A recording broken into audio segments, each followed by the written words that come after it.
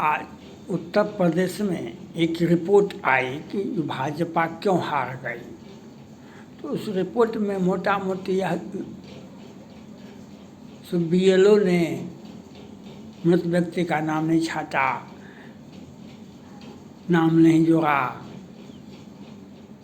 यह एक समान, यह भी एक बात हो सकता है, लेकिन असली मुद्दा क्यों है, उत्तर प्रदेश में भाजपा क्यों हारी और पूरे देश में भाजपा क्यों हारी, इस बात का मंथन होना चाहिए। और मंथन की इसमें आवश्यकता नहीं है। 22 जनवरी को भगवान राम का उद्घाटन हुआ, भव्य ऐतिहासिक राम मंदिर का उद्घाटन हुआ। देश विदेश के लोग आए, हजारों हजार लाखों लोग आए। उसके पहले और उसके बाद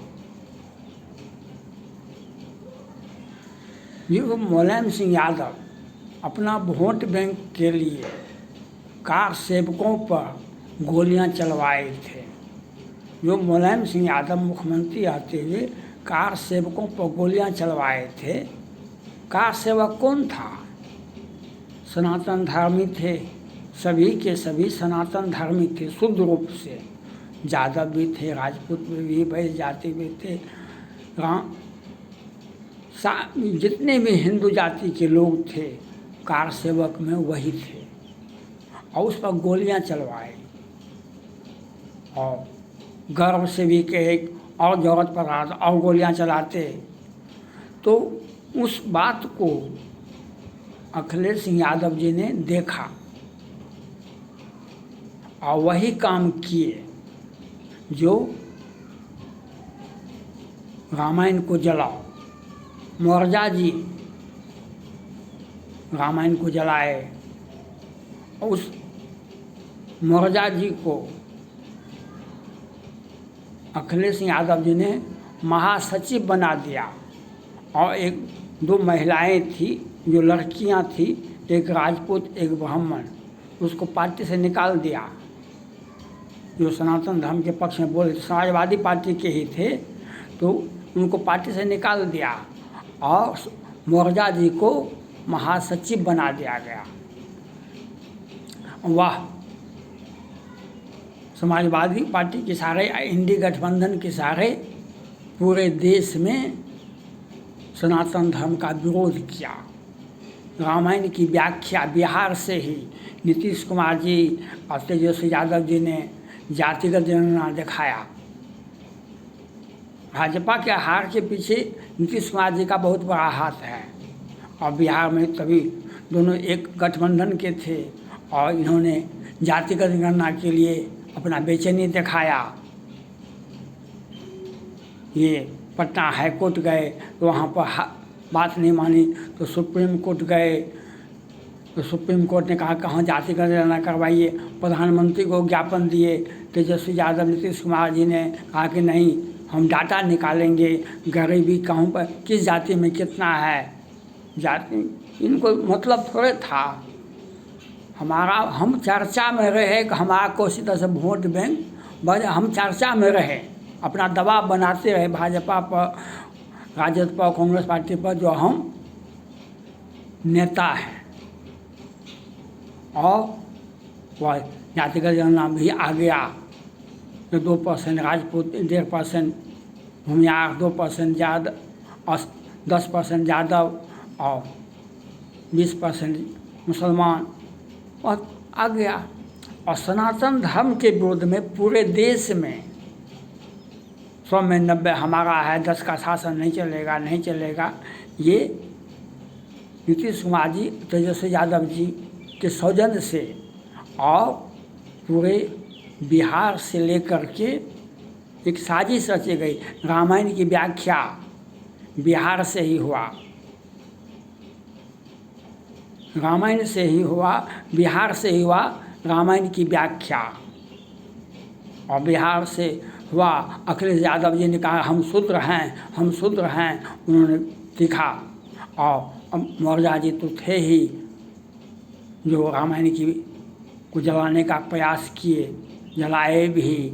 और बिहार, उत्तर प्रदेश से तमिलनाडु में तो वहाँ के मुख्यमंत्री स्टालिन साहब और उनके भाई डी संसद डी राजा, और ने तो कहा कि सो हम ये तो कोरोना है, कैंसर डिजीज है सनातन धर्म कोरोना डिजीज है, कैंसर डिजीज है पूरे देश में सनातन धर्म के विरुद्ध में। और भाजपा के लोग उत्तर प्रदेश में जो भाजपा हारे उसका बुनियाद बीसे में हो गया था। वह शर्मा जी गुजरात कैडर के IAS थे, वह मोदी जी के साथ काम किए थे और वह प्रधानमंत्री जब बने मोदी जी तो उनके साथ आ गए दिल्ली में से आ गए और रिटायर करने के 2 दिन पहले वह रिटायरमेंट ले लिए, वॉलंटियर रिटायर हो गए। और वहाँ पर आ गए नहीं योगी को हटाइए और राजनाथ सिंह को मुख्यमंत्री बनाइए, हमको गृह मंत्री बनाइए। और उनको वह जो आज बौखला रहे हैं, अपना आपा खो रहे हैं, ये RSS प्रमुख मोहन भागवत जी, तो उनके इशारे पर उनका राजनीतिक शर्मा जी का राजनीतिक तुष्टिकरण के लिए, राजनीतिक लाभ दे के लिए उन्होंने एक विधायक को इंटरव्यू लिया। आप मोदी के साथ, योगी के साथ हैं, किसके साथ हैं आप बताइए। ये इंटरव्यू लिए और बाईस में स्थिति डमाडोल हुआ। जिस भाजपा को 325 सीटें आई थी 17 के विधानसभा चुनाव में, उस भाजपा को मोदी जी को आगे आना पड़ा, मोदी जी को कहना पड़ा मोदी योगी है तो सब कुछ मुमकिन है, मोदी योगी है तो सब कुछ मुमकिन है। तो योगी को हटाने के लिए मोहन भागवत जी खूब साजिश करते, अमित शाह जी भी योगी को हटाने के लिए, उनको कमज़ोर करने के लिए, कहीं उनको भी अमित शाह जी को था कि कहीं योगी प्रधानमंत्री ने भविष्य में प्रधानमंत्री नहीं बन जाए, उनको भी और उनके योगी के विरोधी दिल्ली मंत्री उत्तर प्रदेश में थे और दिल्ली दरबार रोज जाते थे और सनातन धर्म को गाली देने का काम किया। और भाजपा में कोई मुखर नेता सत्ता का लाभ लेते हैं, मंत्री भी रहे, उप मुख्यमंत्री भी है, और बोलने के लिए पब्लिक में कुछ भी नहीं बोले। जब बोलेगा तो योगी बोलेगा, नहीं तो नहीं बोलेगा कोई। पार्टी प्रवक्ता, कौन कौन प्रवक्ता, जिला प्रवक्ता, प्रदेश प्रवक्ता, किसी ने भी सनातन धर्म के पक्ष में आखिर खड़ा नहीं हुआ, किसी ने भी। और कितना सनातन धर्मियों को, और उसके बाद लव जिहाद, केंद्र सरकार में मंत्री रह चुके उनकी भतीजी ने कहा कि लव जिहाद कीजिए, जो पूरे कर्नाटका से, उत्तर प्रदेश से, पूरे बिहार से और पूरे देश में लव जिहाद का खेल। तब कहा कि लव जिहाद तो हो गया, अब वोट जिहाद कीजिए। वोट जिहाद हुआ।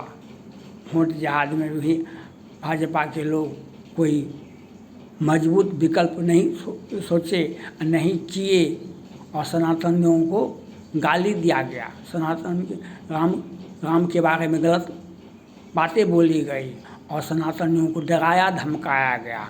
अखिलेश यादव जी के नेतृत्व में, इंडी गठबंधन के नेतृत्व में, और बिहार जदयू, राजद और ये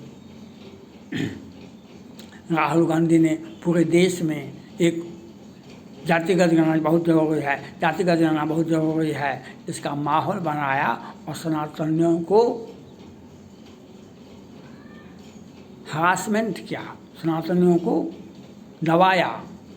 और आपके पक्ष में, सनातन धर्म के पक्ष में ये RSS प्रमुख मोहन भागवत से लेकर के भाजपा अपना सत्ता के गलियारे में रहे, सत्ता में बैठे रहे।